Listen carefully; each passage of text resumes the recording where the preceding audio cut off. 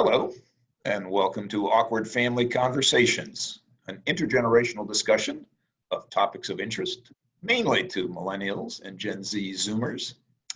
I'm joined today, as always, by my younger daughter, Addie.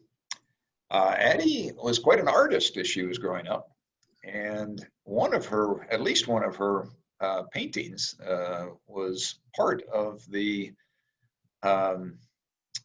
art that was included on her graduating class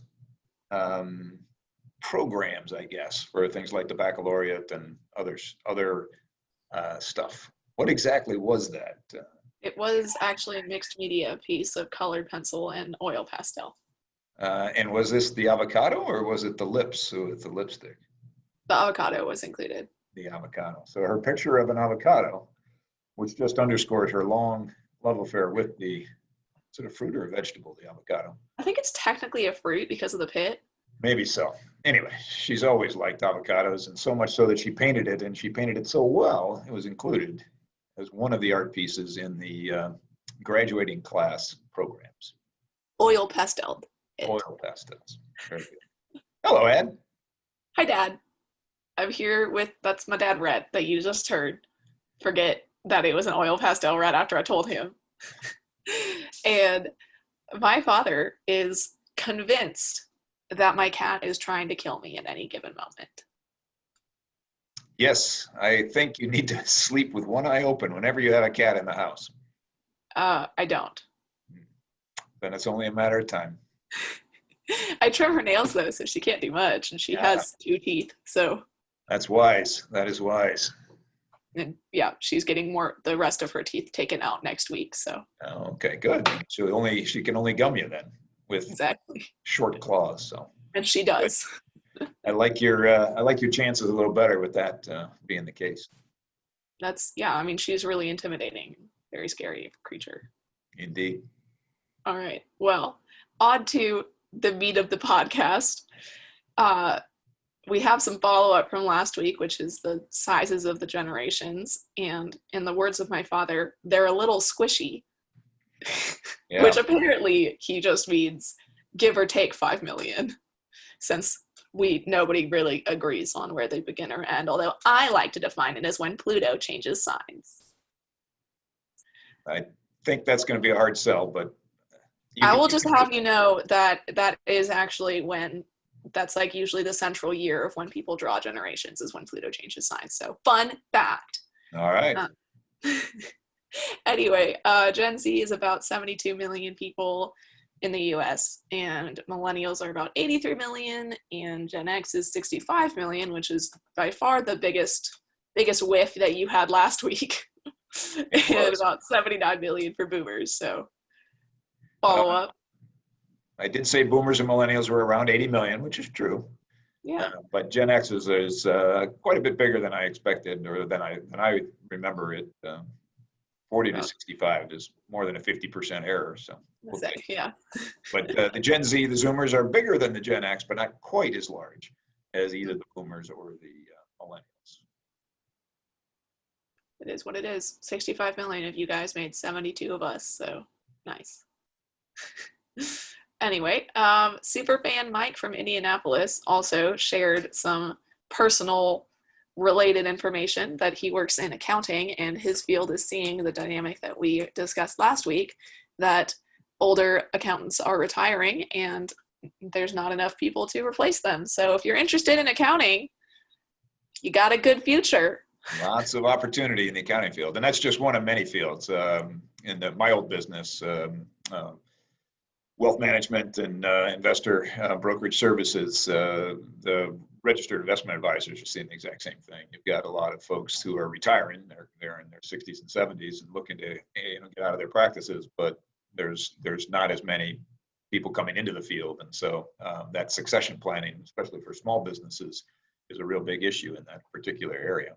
So I'll be interested to see. But yes, I mean, we did talk about that last week, that and it's related to the numbers we just talked about. These, you got 79 million baby boomers, and they're retiring at a high rate, and you've got 65 million Gen X's.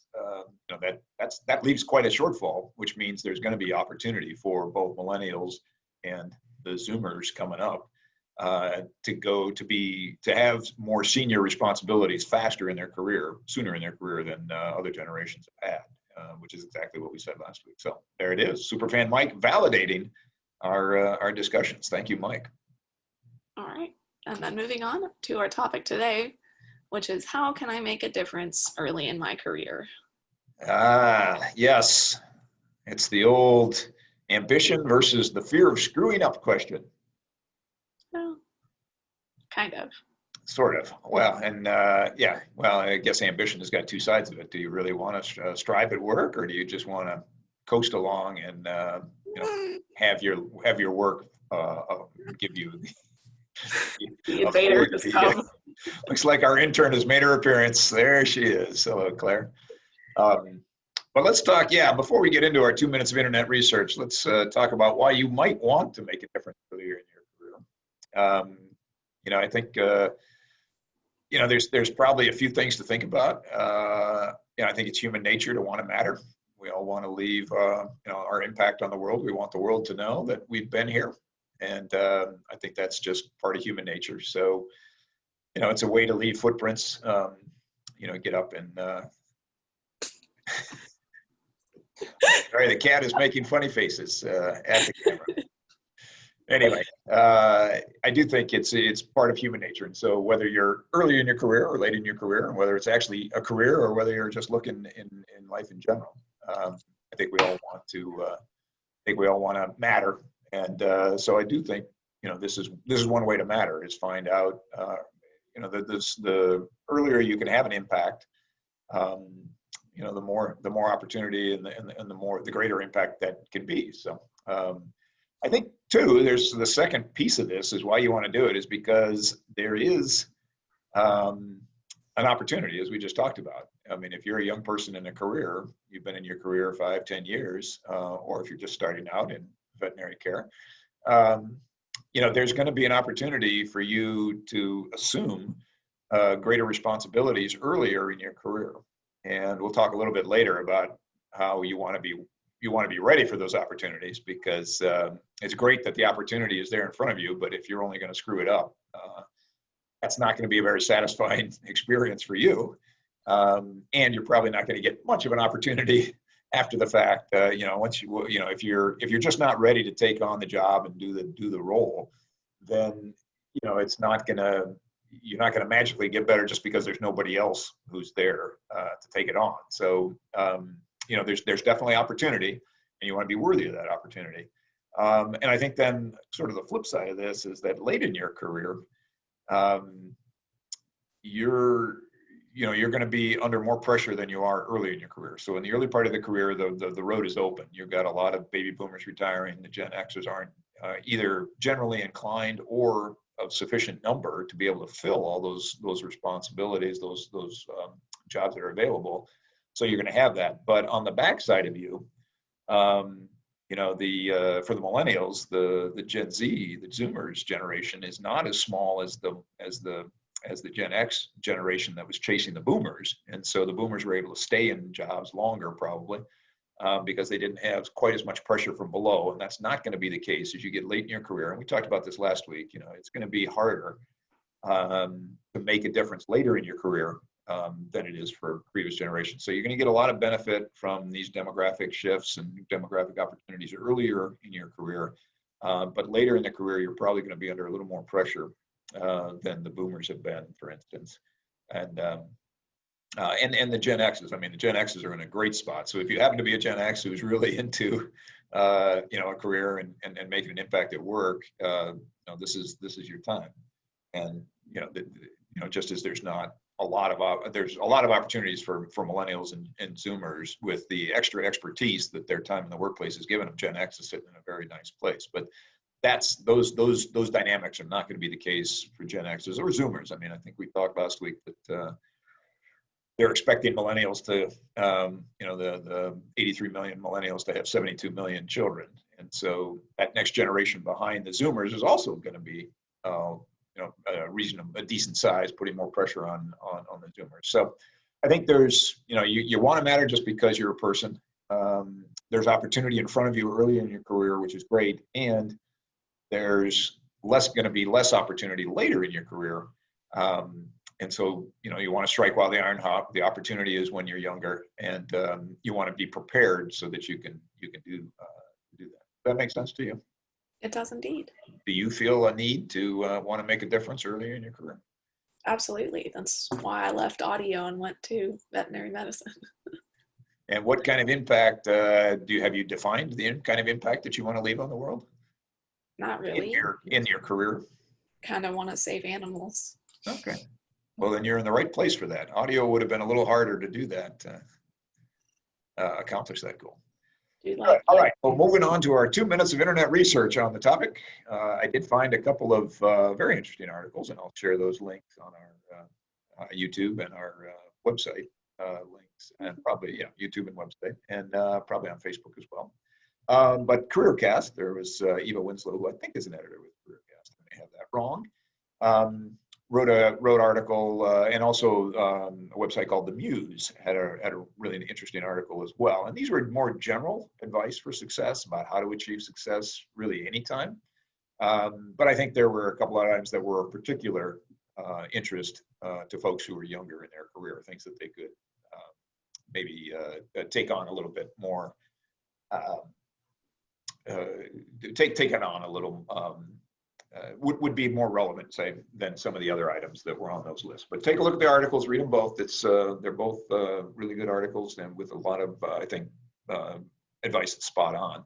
But there is a couple of items, as I said, that I think are particularly relevant. And if you've been listening to us already in our previous 7 episodes, you may have heard this one before. But know yourself is one of the things that's really, really important. And so, spend some time with yourself, spend some time thinking about what it is that you want to accomplish, but also, and this is the more relevant part here, what your strengths are, what are you really good at? And also think about the flip side, where might you be weak? And I think we've talked about Gallup. This is the surveying organization, and they have they do a lot of different things with data. And one of their interesting pieces is around strengths, your personal strengths. And they have a whole way of assessing your personal strengths. And their philosophy is, if you do what you're really good at, if everybody does what they're really good at, we'll cover the field and we'll have better performance than if you spend your time trying to do a mix of things, that some that you're good at and some that you're bad at. Better to leave the things you're bad at to somebody who's good at those things, and concentrate your efforts on the things you're good at, so that you can take the slack up for folks that aren't as talented in that particular area. And that's the whole thing of strengths. The concept of strengths is do what you're good at, let other people do what they're good at, and it'll all work out. It's not quite that. I mean, it doesn't work that organically. Oftentimes, I think you do have to be intentional about constructing teams with those varying strengths, so that you do cover the field in terms of the kind of capabilities that you want to develop in a team or an organization. But anyway, that whole philosophy is, as I say, to do what you're good at. To do that, you're going to need to know what you're good at. So what's your superpower? Basically, another way of thinking about this is, what's your superpower and what's your kryptonite? Putting it in Avenger type.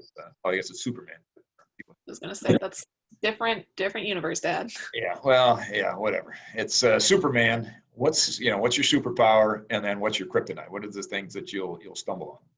Speaking of which, what is your superpower, Ed? I would say like synthesizing knowledge. Like I'm really good at learning something, like hearing it once and then putting it to use and being able to apply it flexibly. That's definitely like a very large strength.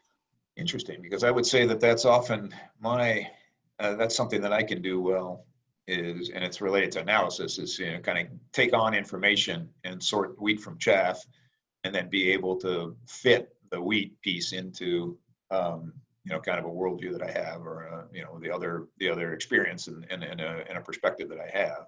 And sometimes, the new information changes what I've already established as a thing, but oftentimes it reinforces it. But that's Almost interesting like that you I'm your child. identified that. What's that? It's almost like I'm your child. It's almost like, yes, you're my child. That's very good. Flip side, what's your kryptonite? What do you do not very well? Uncertainty. I like to know what to expect. Thinking about, I guess it applies more to what you were saying with do what you're good at and let other people do what you're not good at. And I was thinking a lot of the reasons I left the audio music industry is because a lot of it is showing up to work and not knowing what's going to happen or what time you're going to go home or where you're going to be even the next shift. Like you might be in Nashville today and then you might get a call and have to go to London tomorrow. And that is something that my boyfriend thrives in and he loves it. And I just do not like that at all. Yeah, I'm not a big fan of that either. I like the plan. But I think also I have wavering attention to detail. I'm not super detail oriented. Sometimes, I can be, but it's effort for me. And most of the time, I just sort of let those things. I'm very good conceptually, very good thinking sort of broad picture and making generalizations, but trying to drill down on specific things leaves me not quite so interested. So it's great for an accountant. What's that? It's funny you say that because on all of my job applications, when it was like the ideal person would be a detail oriented was the first, I'd be like, oop, not that one. Hey, yeah. Again, you can do it. You can pretty much do anything, but yeah. If it's a top requirement for a job, that's not a good fit. Not a good fit, and that's why accountants and doing the financial reporting, and you've really got to have an eye for that kind of stuff, and I don't. So I'm much more about the larger modeling and conceptual development and things. So interesting. Another thing that these folks talked about, well, obliquely, but I'll add it here, which is related to this: know yourself, know your strengths, know your weaknesses. Is that and this gets back to our topic about how do you make a difference early in your career. If it's an area where you're really good at something, and so you have a high degree of confidence that you understand it, and you got your arms around it, and you can execute it, that's a pretty good place to take a risk.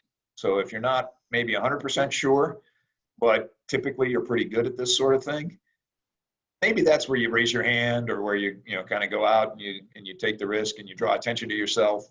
Even if you're not 100% sure that you're going to nail it, but that you've got talent in this area and you can probably figure it out because this is a strength of yours.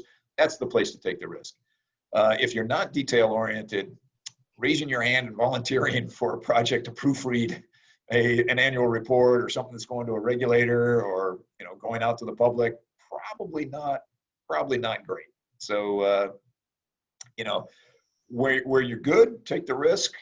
Where you're not very good, if you have to do the work, then use your network and find somebody in your network who's good at that particular thing, and have them just check your work or look it over or give you some feedback. Because if you're going to make a mistake, it's probably going to be in an area that you're not very good at, and you can leverage your colleagues, your friends, your network that supports you to do that. But if it is if it's in an area where you're good, then volunteering for extra work, or putting a little more pressure to get that the deliverable out the door, which is how you make differences in your career. Then and if it aligns with your strength, then I say go for it.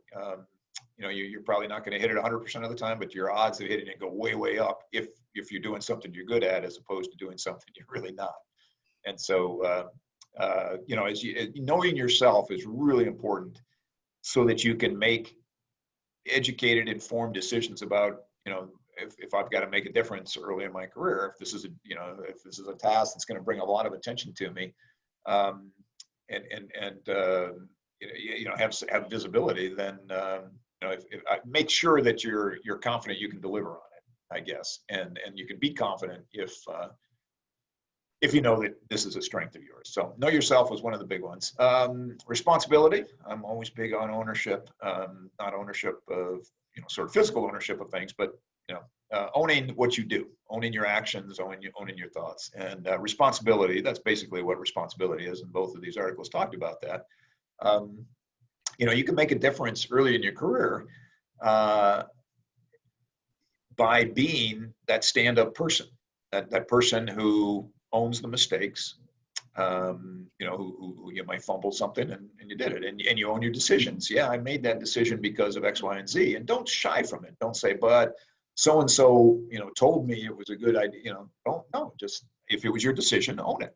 But don't only just own your mistakes, own your successes too. And I think that's hard for some people, especially young people who are maybe not as confident in the workplace. You don't want to come off as some, know-it-all, or somebody who's, just, goody two-shoes, or what the Australians call the tall poppy, sticks up above everybody else. Because the tall poppy gets cut off because it's noticed. Yes? Why do you know that? Well, because I worked with a group in Australia. So, when I was at Schwab, I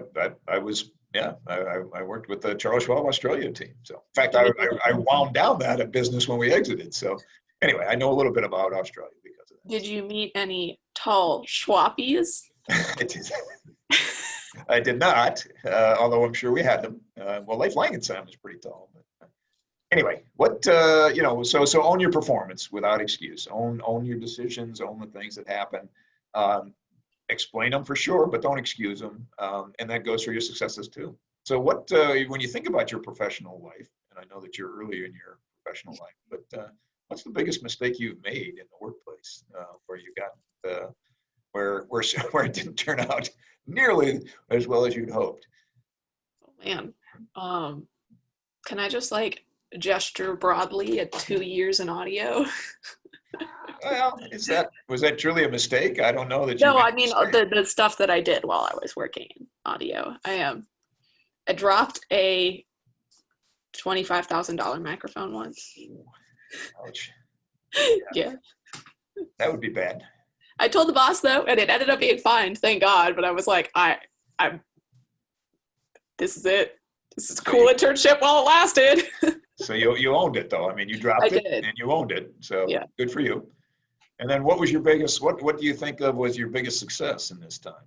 What did you do that really made a difference? Man, that's hard. I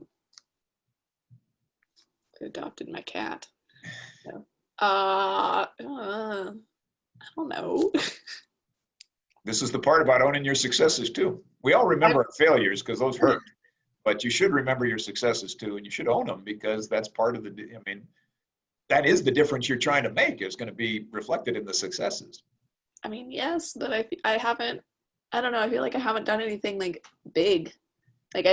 Biggest success. I've had a lot of little ones, but it doesn't have to be big. It just has to be the most significant one that you've had to date. And maybe that's not a very big one yet, but you're only 22. So it would be exceptional if you had a really large success. But what is the thing that you made a decision or that you took on the initiative on that made a difference in a positive way?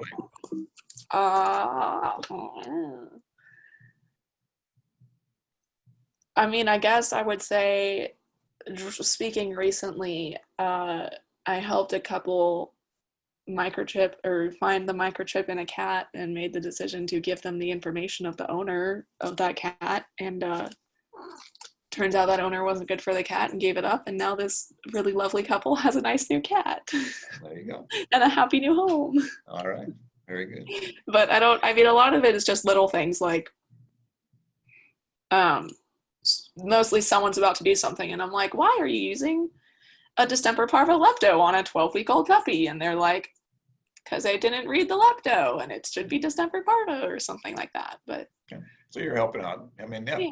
So here's the thing. I mean, most of the successes are going to be tied to things that are your discretion, which means it's going to be tied to your decision making and the way you exert influence at any time really is about making a difference, is interceding to stop something bad from happening or taking action to create something good from happening, and taking that action and then taking responsibilities for the actions that you took, I think are really important things to bear in mind as you're looking to have that impact early in your career.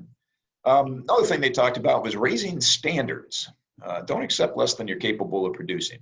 I think a lot of folks, especially as they're young and sort of figuring out their life, how much time do they really want to spend at work, how much time and energy they want to devote there, what do they want to devote to relationships, whether those are friends or significant others, what kind of time do they want to devote to other pursuits, hobbies, and other interests outside, families. There's tons and tons of stuff there. Proper maintaining properties, or they're taking care of things that whether those are people, volunteering. I mean, there's you're sorting out a lot of things early in your career.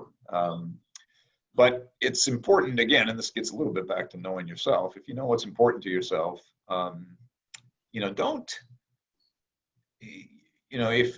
give yourself, the parameters and say, okay, well, I want to work no more than 45 hours a week or 40 hours, whatever it is. And knowing that within that, if that's going to be your constraint, that within that you want to produce, you want to do the job or the tasks, the role, whatever that is you're doing, you want to do it as well as you're capable of doing, given that that's the time that you're going to devote to it. So how do you maximize that time? And so if you're looking to make an impact early in your career, start thinking consciously about, okay, how do I really want to spend my time here? One of the biggest things that impressed me in my career, and this was, it was a guy who was actually mid to late career. I was mid-career. I was working on the international group, at Schwab, and he was going to be the HR contact, and he met with me, and my previous HR contact. We had standing meetings, and we met every month, and we talked and kept in touch. And he came in and he said, "So it's nice to meet you. I'm here to support you, but you're not my priority. I'm far more interested in this other very big enterprise business unit that I'm supporting, and I'm going to be spending my time there. So if you need something, by all means, reach out and let me know, but understand that I'm not going to be reaching out to you." And so it shocked me. I mean, nobody had ever talked to me like that before, basically saying, "Hey, you're not very important to me." It wasn't personal. It wasn't about me. It was just the role, and the business enterprise that I was working with was not very large. Relative to the other enterprise business unit that he was working with. He was working with us both, and he had us both, and he was going to be accountable for doing something both, but he was going to let us tell him what he needed, and he was going to devote his discretionary time and his energy towards the much bigger fish. So think about it in those terms. Raising your standards, doing the most that you're capable of doing, means that you've got to make choices. And again, this gets back to owning your decisions and the outcome of your decisions. And, just don't accept less than what you're capable of producing, because it's easy to coast. And sometimes you'll feel the need to do that, but don't coast for long, because it can be a habit. And if you're coasting, you're not having the kind of impact and the influence. You're not leaving the footprints that you could be leaving, and in the end, you're going to be disappointed, I think, by not raising your performance to the level that you can consistently deliver. And then finally, brand yourself. What do you stand for? What's the employer getting with you? Maybe that's different, or is just about you. By the way, the more different your brand is, i.e., the lower the supply is of your brand, the more valuable you are, assuming those, the brand is still relevant to your employer. So this goes back a couple of weeks about, positioning yourself for greater rewards and things. But you should have a sense for, what do you stand for? What's your brand? What do you, when somebody hires Eddie Lopshire Brett, what's he or she getting? What is your brand, Eddie? What am I? If I hire you, what am I getting? What's the thing that stands out for Eddie Lopshire Brett? My sunny disposition. I'm hiring somebody with a sunny disposition. I say that jokingly, but I mean, I'm, at the risk of sounding conceited, very easy to get along with, and not going to be the root or cause of any sort of workplace drama or gossip or bad customer experiences. Part of it is because I can't stomach the idea of somebody not liking me. But then also it really matters to me that people feel heard and respected and cared for if I'm talking to them, and I want I treat people that way either when I'm working for them or when they're working for me. Even like when I go to a restaurant, I always ask servers' names. I ask what they're doing, how they're doing. Taking an That's what you interest get. in the people. Yeah, that's what my sunny disposition. Well, yeah, I mean, I get it. Sunny disposition is one way, but I mean, that's a little bit selling yourself a little bit short because you're also thinking, I mean, it's also about well, it's how you interact with whoever you're interacting with as a person. So your interpersonal skills, what they're getting is somebody who's interpersonally aware and thoughtful in how they interact with people, so that you can get them the most out of it. So, What's your brand? what's my brand? Mm-hmm. I'm an analyst. I'm the fun guy who figures out business models. Um, I'm a very fun date because when I go to a restaurant, I think it's pretty much every single time I sit there and I count ceiling tiles so I can get an approximate square footage of the restaurant and estimate what they're probably paying for rent. And then I'd count the number of staff that they have and estimate what they're paying those folks. And then looking at the menu and try to ballpark what an average, if people are for what they would spend on a dinner. And then add, sort of tax and tip, and then look to see what the turnover is and make assumptions about turnover table. So I'm a very fun date when I'm out. How did you end up with mom? Opposites attract. So anyway, yes, my brand is basically as an analyst. I try to understand things, mainly not detailed stuff, conceptually understand stuff, and then I mean I can't help doing it. I remember one time when I was younger, it was in like my middle school planner. There was a fun fact that was like, by the time you're 75, you spent 25 years on the toilet or something. And I was like, that is a crazy fact. So I told mom, I was like, how much time do you think you spent on the toilet by the time you're 75? And she was all, I don't know, what is it? And I was like, 25 years. And we were like, haha, let's ask dad tonight at dinner. And you got back from work and I asked you at the dinner table and you sat there and you worked through it out loud for like 5 whole minutes. And you were like, I guess about 25 years. And I was like, yeah. Okay. That's what I do. That's my brand. That's it. I can calculate I can give you a pretty good guess by making a ton of assumptions on just about anything you want to know. Because I try, that's how I think. That's what I do. So one time I figured out how many hours or how many days of my life at the time I'd spent sitting at red lights. Yeah. Yeah, well, it's that same kind of thing. You just start making assumptions. And I actually read that Google asks somebody, how many ping pong balls can you fit inside a school bus? And they're not looking for an answer. They're just looking for you to figure out, okay, how do I get to that answer? And you start to say, okay, well, if you can get how many square feet are inside a school bus, how many cubic feet rather, and how much of that is available for ping pong balls to be in. And if a ping pong ball is 1 inch in diameter and, but spherical, so, 1 inch by 1 inch, basically, how can you fit that in? And she's going to sleep on me. But anyway, I get that. And so that's what I do. That's what I do. So let's move on a little bit, moving on from what inspired our 2 minutes of internet research, and talk a little bit about things that you need to think about as you're looking to influence your career, influence the world around you, your professional world earlier in your career. And you got to realize that there is no reward without risk. If you want the recognition, if you want the rewards, if you want the satisfaction that comes from having an impact, from making a difference in your workplace. When we say make a difference, it'd be make a difference over sort of the average employee who would be doing this job otherwise if you weren't doing it. In baseball, they have an interesting concept called wins. It's called WAR, W-A-R, wins above replacement. So, if you have a very high wins above replacement, you're very much, you contribute to your team's wins versus sort of an average player contributing to your team's wins. And that's basically what we're talking about here is what's your employee WAR? What do you help win above the person that would replace you? So recognize that, by striving there you're taking a chance. You're taking a chance, by trying to have the impact, by reaching a little farther. There's a chance that you might screw up and that you'll miss, or that you'll make a mistake. So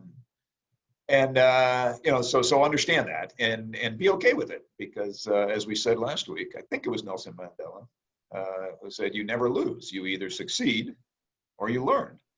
And I think that's a good philosophy, especially earlier in your career. You're going to be, first of all, you're going to be cut a lot of latitude earlier in your career, because you're younger, less experienced. They're not going to expect you to succeed at the same rate as somebody who's more established. And so, the bar won't be quite as high. And if you screw up and you own it and you take responsibility early in your career, you can. Well, first of all, there's no career setback that you can't recover from. I'm sure there's some, but very, very few. I wish my boss at Schwab had known that before he jumped off. I was about to make that same joke, and then I was like, I shouldn't say that, but you already did. But I did, and that's because I processed it, so I'm okay with it. But but that's the thing. He took his life, and the tragedy is that he didn't have to. The professional setback, he didn't need to do that. And so, you can come back, especially early in your career when you've got 25, 30 years still to work. Even if you screw up royally, big time, you can come back from it. Not to say there's not going to be consequences, not going to say it's going to be hard or not going to be hard, not to say that won't have scars from it and people will remember it, because they do. But, don't worry so much about that you never take a risk. You again, take calculated risks, take the risks in the area where you have more confidence about success, but don't shy away from it, because even if you screw up early in your career in particular, you'll learn from it, and you have time to apply those learnings to future things. Have you screwed up something? What have you learned from something that you screwed up and made a mistake with? Don't drop microphones. Don't drop it, right. Yeah, you're carrying a very expensive piece of equipment. How did you drop it, by the way?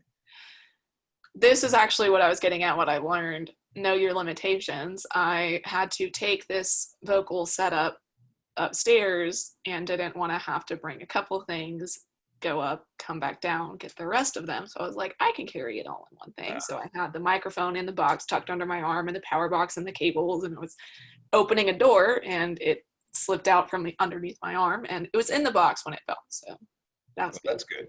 But still not great, because it was, still I say $20,000, but it's definitely worth more than that. And then also that one had been modified by someone who's now dead. So honestly, priceless microphone. Could not be replicated.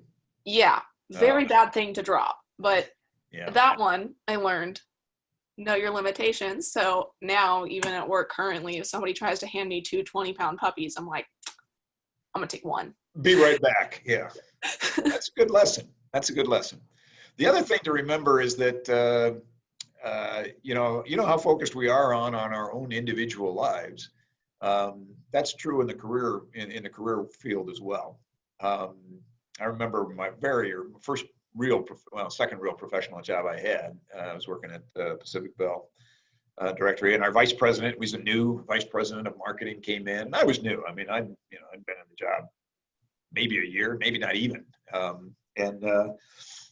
He came in, and we were going to have an offsite, and we were going to go, and he wanted us to do some prep ahead of time, and he asked us all to fill out this questionnaire. And one of the questions was, what are you going to accomplish this year?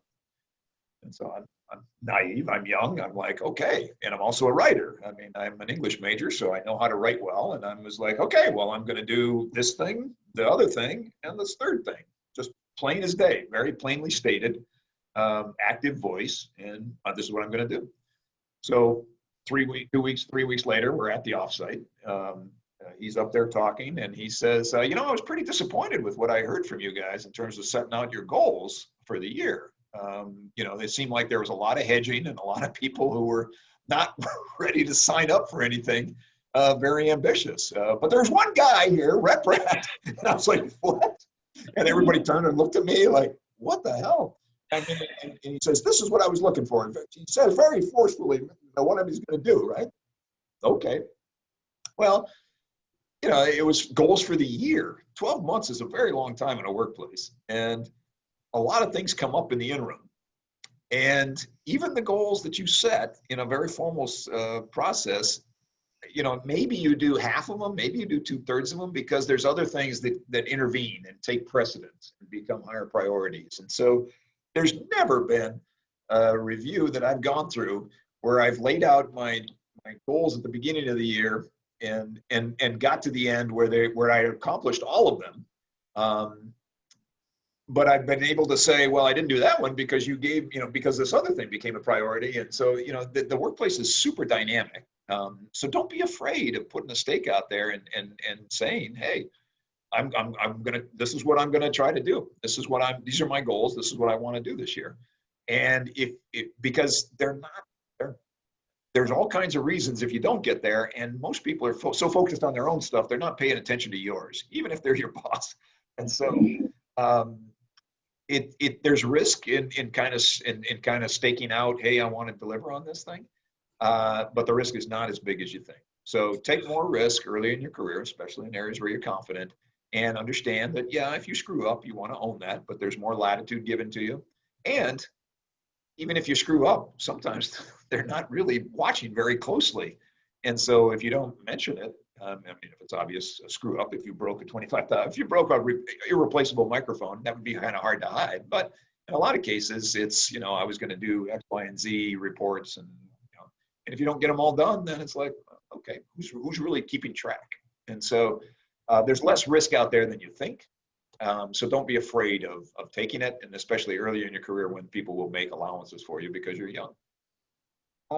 The other thing I would suggest is focus on developing micro expertise. It takes, as we talked about, 5 years to master a task or a role, a big role, a job, a thing. But that doesn't mean that you can't become expert at parts of that fast. And there's always this dynamic of, well, should I try to push a bunch of things forward at the same time, or should I push one thing through, come back, push another one through?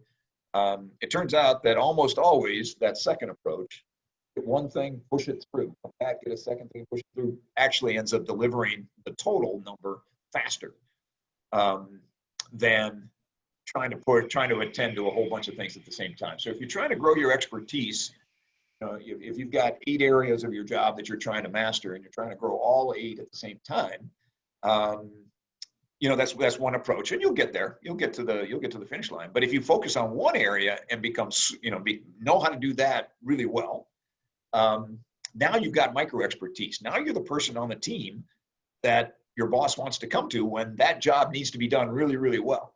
And so you don't want to get stuck there. You don't want to get pigeonholed as, well, that's the only thing I do.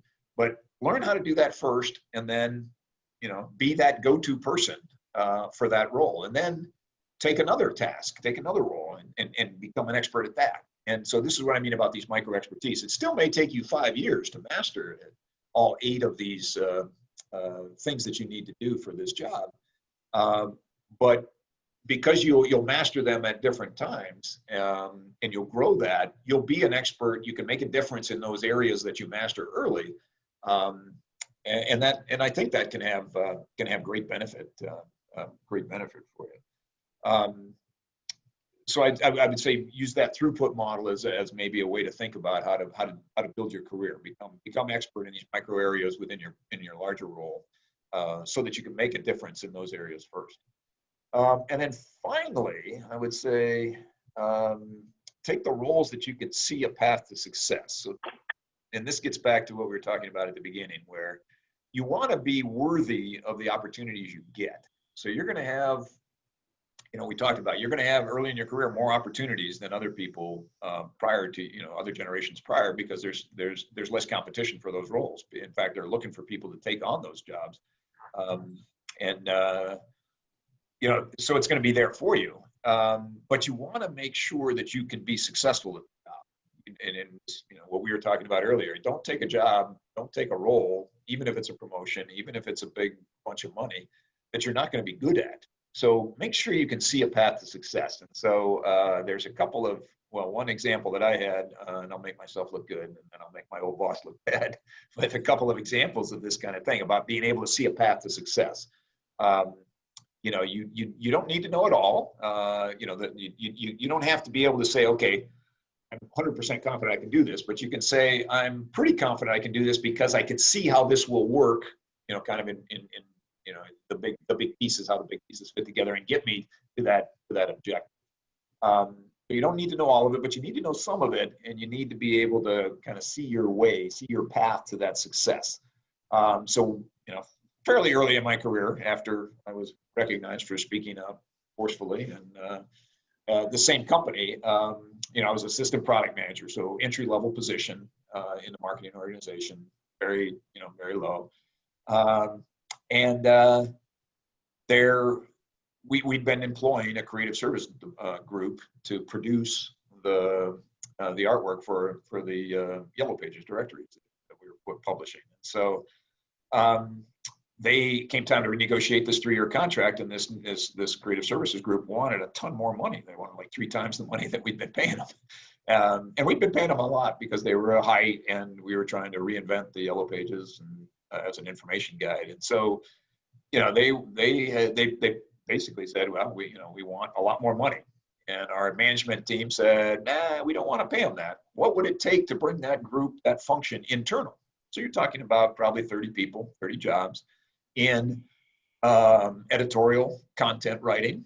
Then there was design. So you had both graphics and text that needed to be designed. And then you needed the production people to create the sheets that would go to the printer. So you had kind of 3 departments within the creative services department, and a few other things. You needed an accountant or a finance person to track of the bills and do the budgeting and those sorts of things. Needed a general manager, somebody to manage the group. And so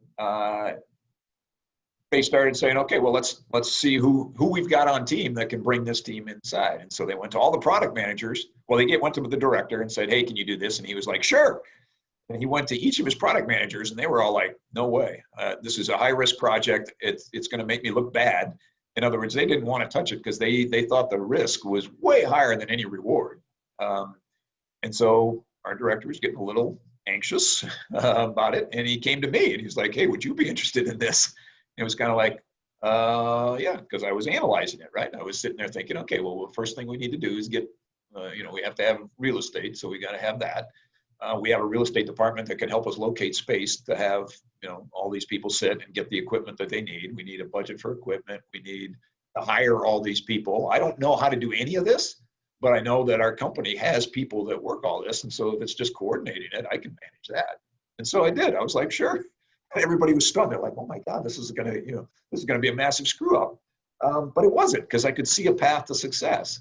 And I knew, and it didn't go flawlessly. And, there was lots of hassle and everything, but when the day we opened it up, the guy who had been the head of the creative services department that we had been, contracted out, walked over, because we found space across the street, walked over, looked around, and he looked at me and says, I didn't think you guys would be able to do it, but you did.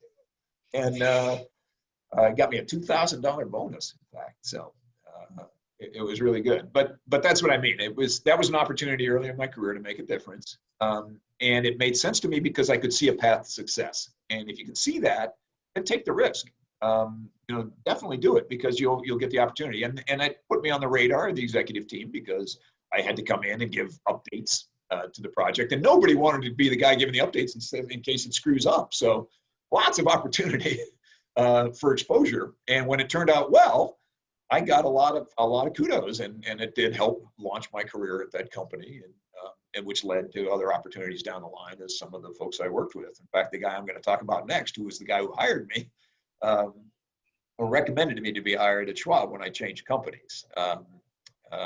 He was a finance guy.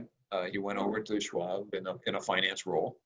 But he was really not focused on the job at all. He was really focused more on the position, on the power, on the visibility of the exposure to senior executives and the title. He wanted to really matter.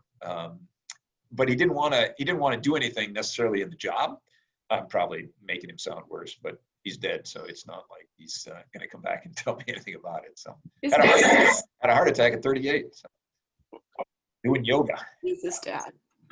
So, but anyway, before he passed away, I came in at the same level as he did.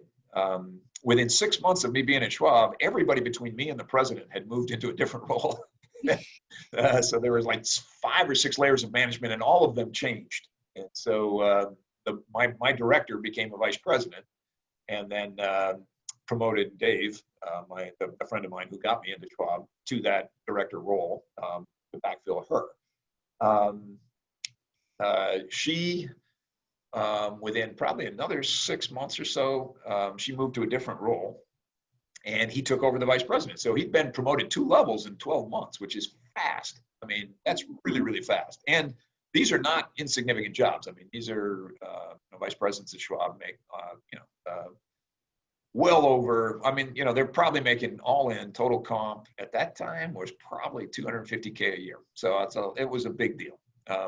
And somebody, and he didn't have a vision for his work. He didn't have expertise. Certainly he was promoted because opportunity created it, and he moved in there without necessarily seeing a path for success, because to him, the success was actually getting promoted. It wasn't about delivering on the job, which ended up coming back to haunt him because his team hated him. He was really only interested in appearances.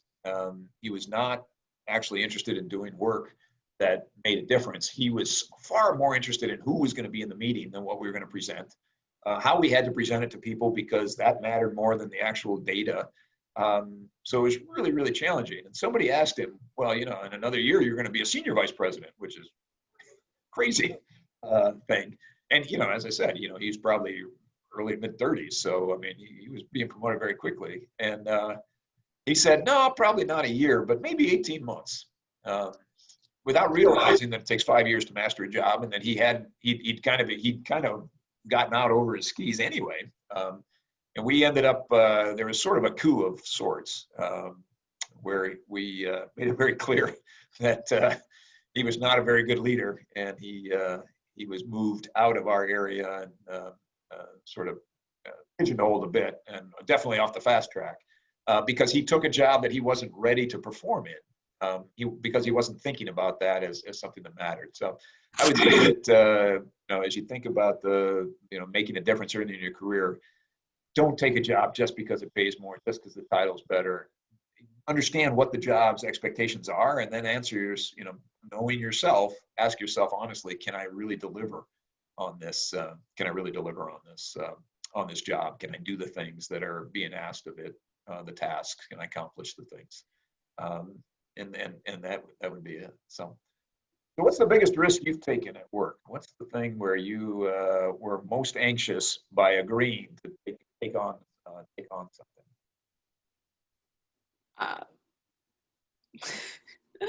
I've only really worked at entry-level positions, so not much, but I guess it kind of goes back to audio, the times when I was working in Starstruck, and there was the one engineer who liked me, other who didn't, and the chief engineer who really couldn't be bothered by any of the interns anyway.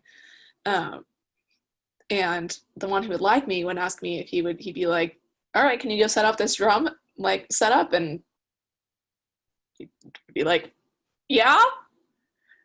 Despite the fact that all engineers do it differently, and it was always kind of freaky. But that was one of those things that one of my favorite professors at Belmont, Joe Baldridge, told us early on. He was like, if someone asks you, hey, can you track drums? Say yes, go home, Google how to track drums.